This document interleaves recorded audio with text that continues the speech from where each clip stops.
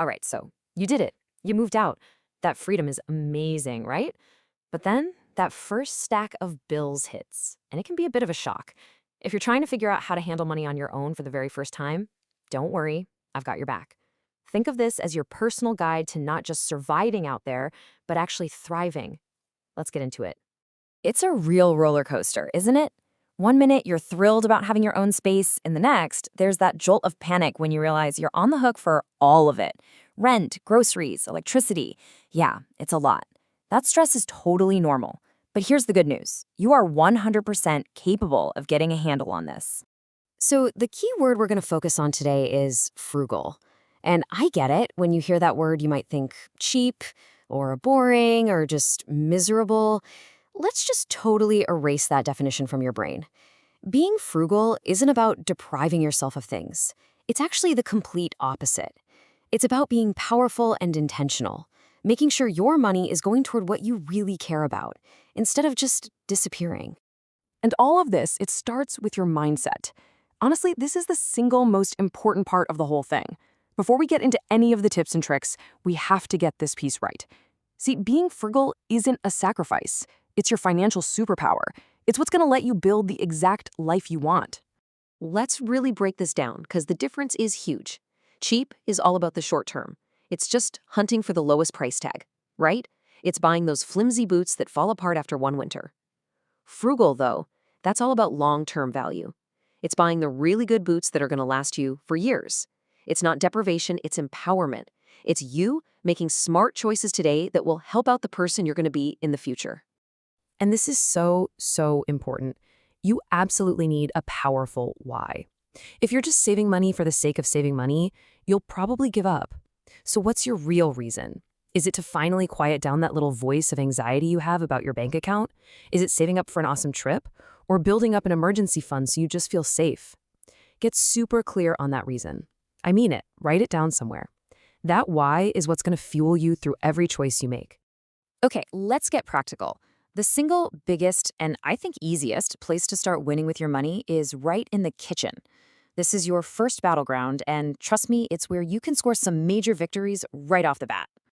You know, this story just perfectly captures why we start with food. A friend of mine told me that her son was so overwhelmed by grocery shopping when he first moved out that he literally survived on frozen waffles and sandwiches for a whole week.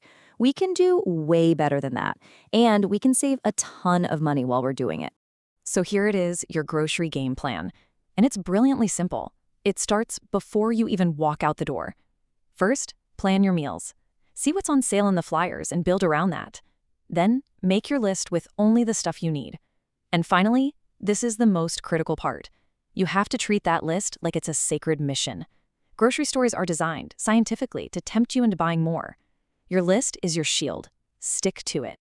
Still think these small changes don't matter? Just look at this. If you spend just $10 on lunch 5 days a week, that adds up to over $2,600 a year. That's a vacation. That's a huge piece of an emergency fund, all from just packing a lunch. The power is in the habit, not the single action.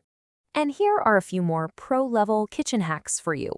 Start cooking in big batches. Your future self will thank you when there are easy leftovers ready to go. Try a pantry challenge for a week. You will be shocked at what you can cook up with what you already have. And please, embrace the generic store brands. In so many cases, you're just paying for fancy marketing, not a better product. All right, kitchen conquered. Next step, your home. This is the second major area where money just seems to, well, vanish. But we're going to find those little leaks and we're going to plug them for good. I mean, just look at this incredible difference. It seems like such a tiny thing, right? A light bulb. But an old-school incandescent bulb uses over 20 times more energy than a new LED one. So here's a weekend mission for you. Go through your new place and swap out every single bulb you can. Yep, it's a small cost up front, but it's an investment that will literally pay you back every single month on your electric bill. Okay, let's be real for a second. How many of those free trials have you signed up for that are now just quietly siphoning 10, 15, maybe $20 a month from your account? Subscriptions are one of the sneakiest money leaks out there today. So I've got a mission for you. Do it tonight. Open up a notepad and list every single recurring payment you have.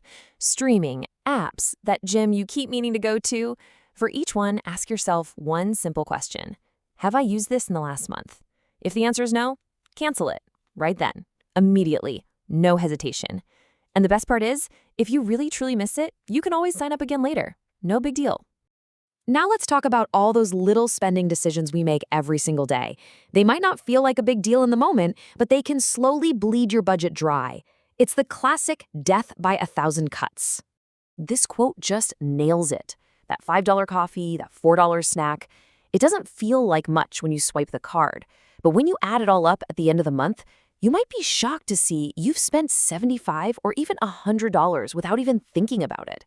Just being aware of it is the first giant step. So how do we fight back against this? The best strategy is a really simple one: add friction. See, technology has made spending money totally frictionless. One click and it's done. Our job is to put a few of those barriers back up. We just want to create enough of a pause to let our logical brain catch up and ask, wait, do I really need this right now? Here's a powerful, actionable step you can take in the next 3 seconds. I'm serious. Pull out your phone right now and delete the food delivery apps and the Amazon app. Just do it. You can still order from them on your computer, but doing this forces you to be more intentional instead of just tapping a button out of boredom or habit. And what about furnishing your new place? Before you even think about walking into a big furniture store, check secondhand first. I mean, look at this. The exact same sectional sofa. $3,700 new versus $400 on Facebook Marketplace. That one choice is a savings of over $3,000. That's not a small win, that is a massive, massive victory. And here are 3 final smart moves that are less about spending money and more about changing habits. Get a library card and actually use it. It's like a free portal to books, movies, even video games. Carry a water bottle with you everywhere. You'll never have to pay for a drink again. And finally, protect your own attention. Go on an unsubscribing spree from all those store marketing emails that are literally designed to make you want things you don't need. Okay, so we've gone through a ton of specific tips, but I want you to just zoom out with me for a second and remember the real reason we're doing any of this. This isn't really about saving a few dollars here and there. This is about building your life. This is the question that matters, the whole reason we're doing this stuff. Planning meals, canceling subscriptions, buying secondhand, it's all to free up our money so we can use it as a tool to build the life we actually want. It shifts your focus from what you feel like you're giving up to everything you're about to gain. Every time you pack a lunch instead of buying one, every time you borrow a movie from the library instead of clicking buy now, you are making a deposit. You're not just saving money, you are actively building the person you're going to be in 1 year, 5 years, 10 years from now. You're protecting your future self. Because every single one of those small, intentional choices you make with your money is building that future person. So the final question I'll leave you with isn't about your budget. It's about you. Who do you want them to be?